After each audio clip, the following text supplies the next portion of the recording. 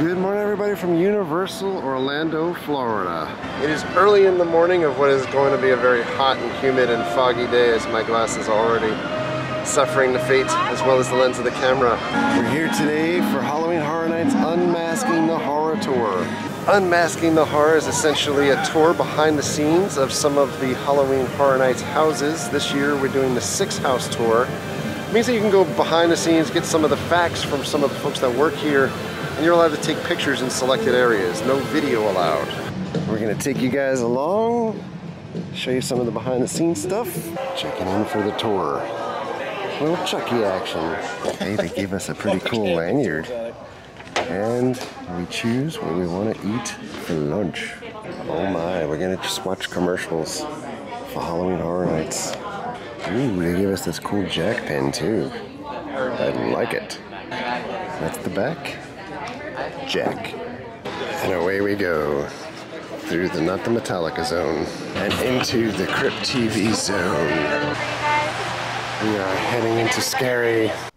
Alright, so this is the section of the video where I will start to narrate some things. This is the sign from Welcome to Scarey outside of the house.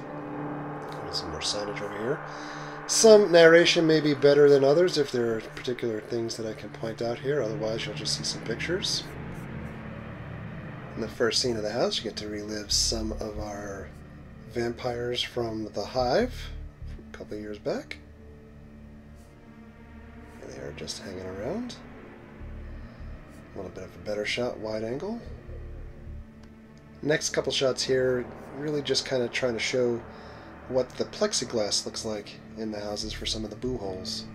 Moving on into the Wyandotte Estate from the Collective. Get a couple of shots here from that section of the house. I like the details with the property of the Spirit Seekers here. There's another shot facing the desk. Little Legendary Truth. This shot is interesting. This is what the desk is facing out to. This is illuminated during the run. A little more Legendary Truth, the Collective. And then Vote Progress. Then we're going to move a little bit further into Carey here.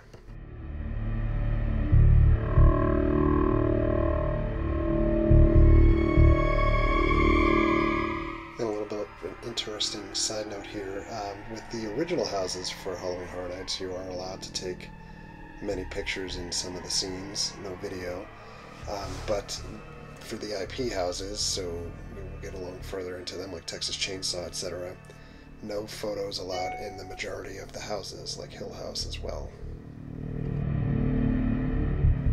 And here we are at the Carey Schoolhouse. I love this.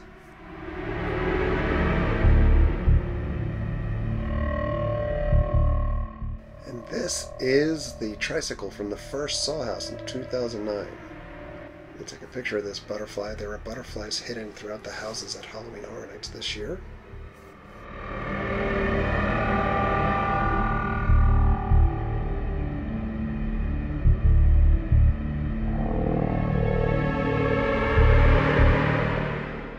And now we're up to HR Blood and Guts. And I love that Feaster Bunny sign on the wall. And here I tried to take some pictures of the stuff that you never see with the lights out. Call times, scripts, things like that. Of course here, Ho Ho Homicide and the Feaster Bunny and Thanksgiving. Director chair here, and then on to a couple more script pages here as well. Just some fun stuff. You could pause the video and read it if you want. Here's some fun Easter eggs. You got the gingerbread man and a snow globe from Krampus a couple years ago. Some more little items here. And then down here you got a Tom and Dan sticker, Podcasters Orlando.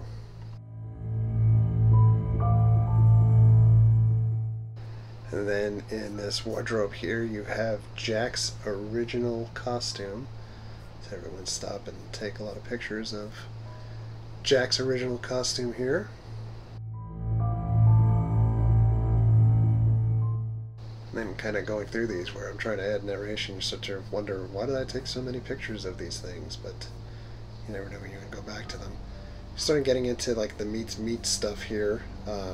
Here's a picture from Slaughter Cinema from a couple years ago. Really awesome house. Here you go, meats.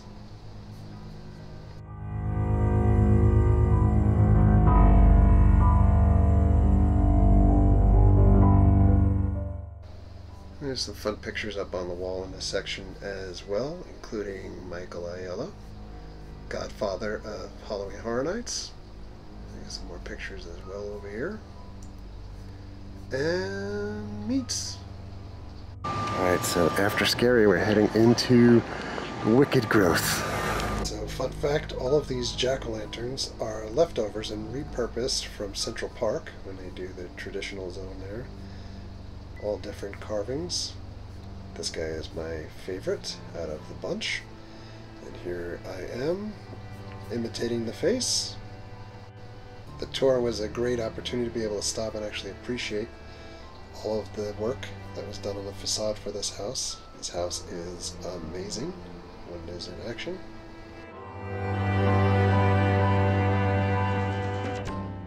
And they do have a fake corn stalk in here because in prior years it has been a bad omen to have actual growth. We actually tend to get hurricanes in Florida when Halloween Horror Nights attempts to plant real corn. And here's our first crow friend. Here's a couple details you normally can't see when the lights are off. Should be seen. Fear the Pumpkin Lord. Oh my. These guys definitely not having a good day. Death by pumpkins here.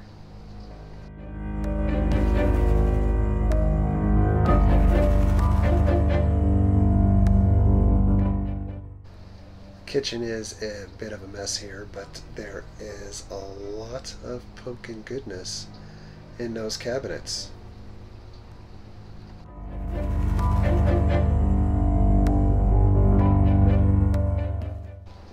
This guy is tied to the ceiling. You might miss him as you walk through the hallway. He's got his eye on you.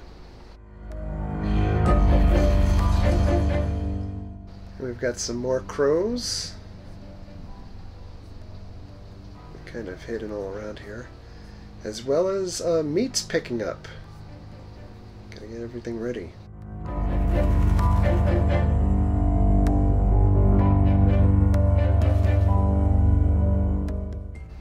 This is Nathaniel Crowe, who is killed by a murder of crows.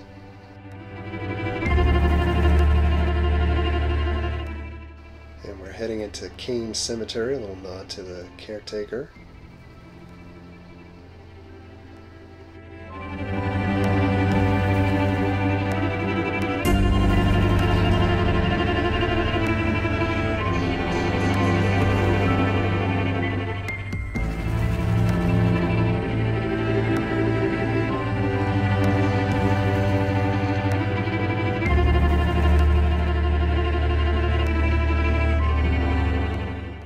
This particular grave is a nod to one of the creative talents behind Horror Nights.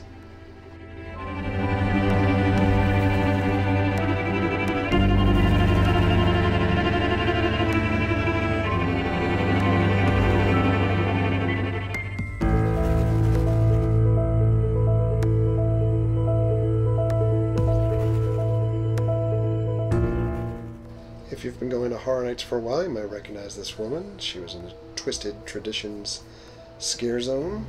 And we're heading into the area where the witches are located in this house.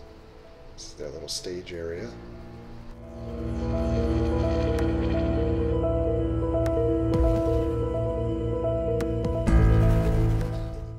And this guy has been out in the sun too long.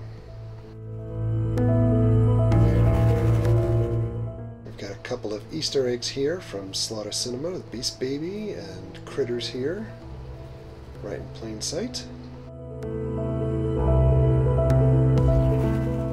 Alright, we're gonna head into Nightmare Fuel for a moment.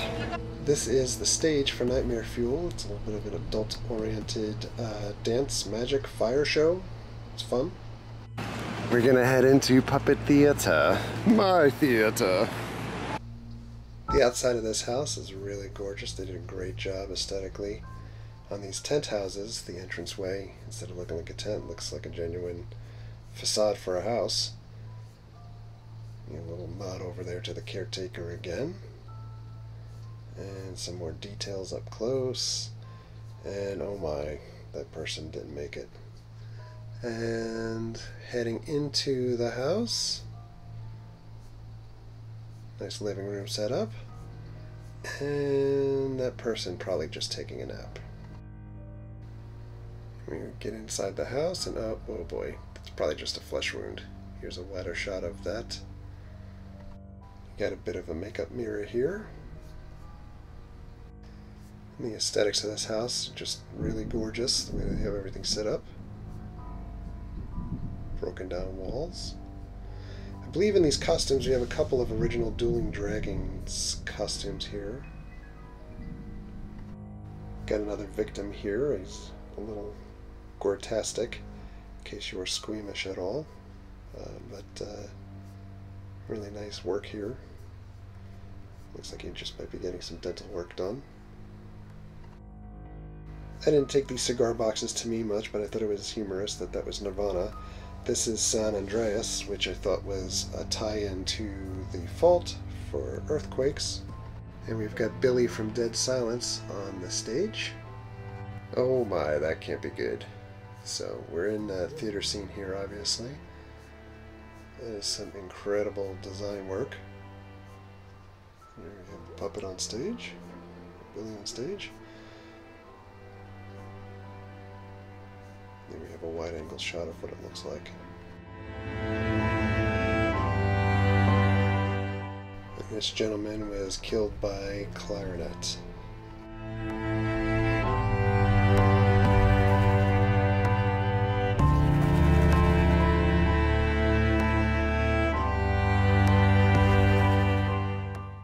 Much to my surprise, these ballerinas were not from Dollhouse of the Damned. I believe they were from the Saw House. The interesting thing on these wigs is that they have blood going down because they include the scalp of the victims of which those wigs are made from. Alright, moving on. We're heading into the Haunting of Hill House. So probably much to the viewer's chagrin, Hill House is one of those IPs that they don't allow many photos in the house itself. The house is aesthetically beautiful. We were able to take a bunch of photos of the facade of the house, which is very accurate to what it looks like in the show. Here's some details in the window, etc.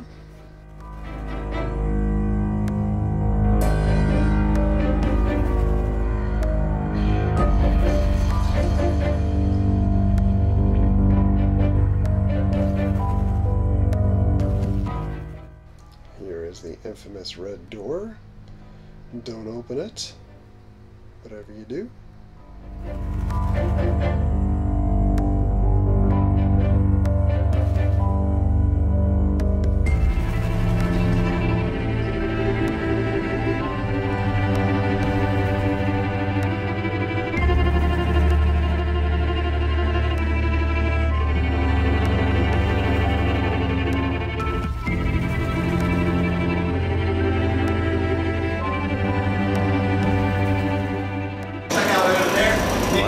At Monsters.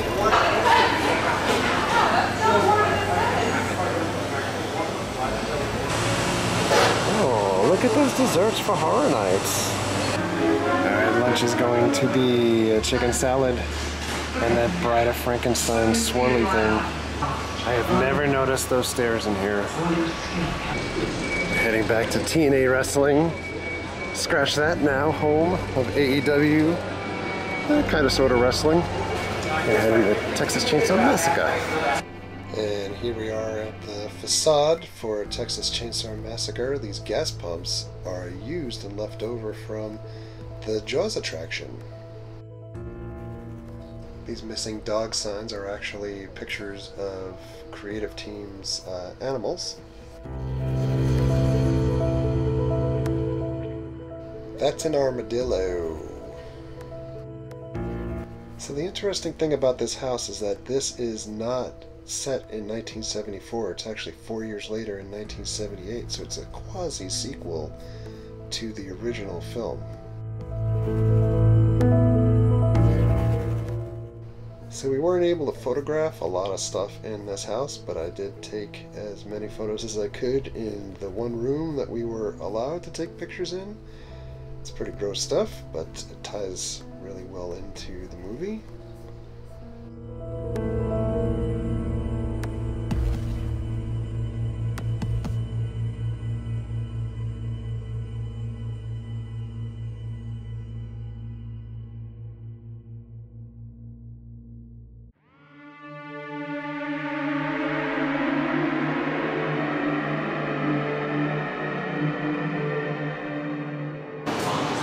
Finally heading to Icons.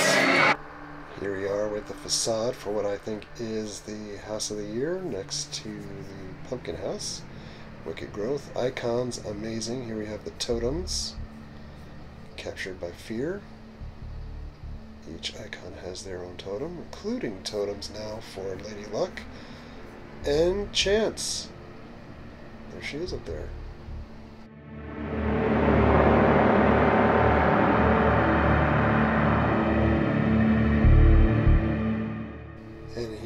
The icons have basically killed their fanboys wearing their shirts.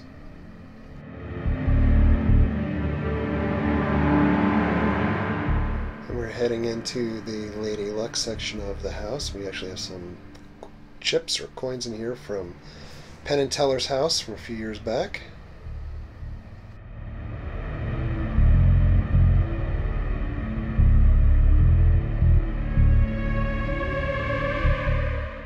Oh dear, you hate to see that happen.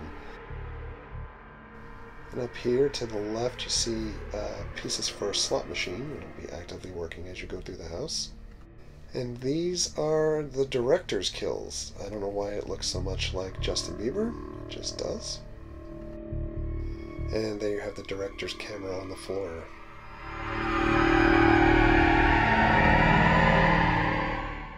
This sign is originally from 1997. This is a little bit of a reenaction of the Usher's origin story.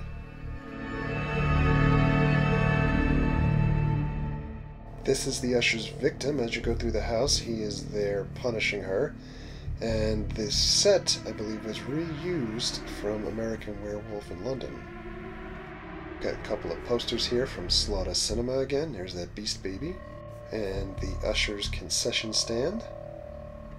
Moving on into the Caretaker section. Funeral parlor is set up here. All of the toe tags for the Caretaker will say 2002 because that was the year that he was featured.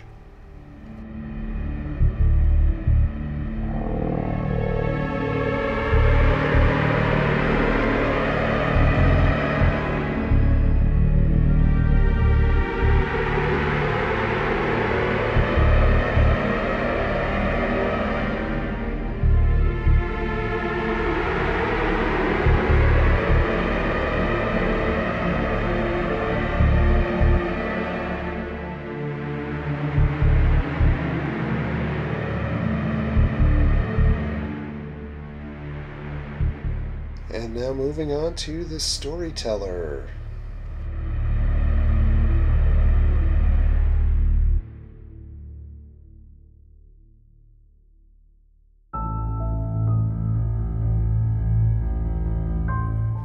We have a storage locker with all kinds of Easter egg goodies from all of the icons, including a bag for Bloody Mary that is hidden in here. We're not able to photograph the Bloody Mary area.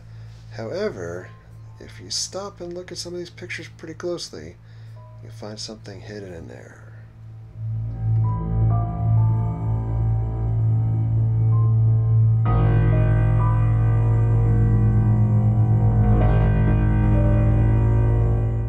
So you get into this Jack and Chance area here with a little Easter egg for a run. A little signage up there.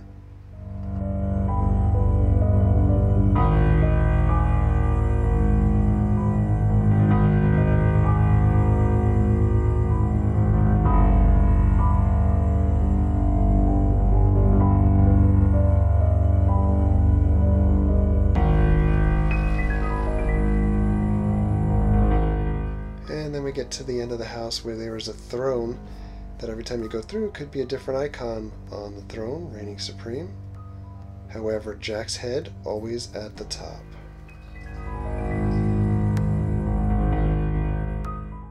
Alright, so we wrapped the behind the scenes Unmasking the Horror tour.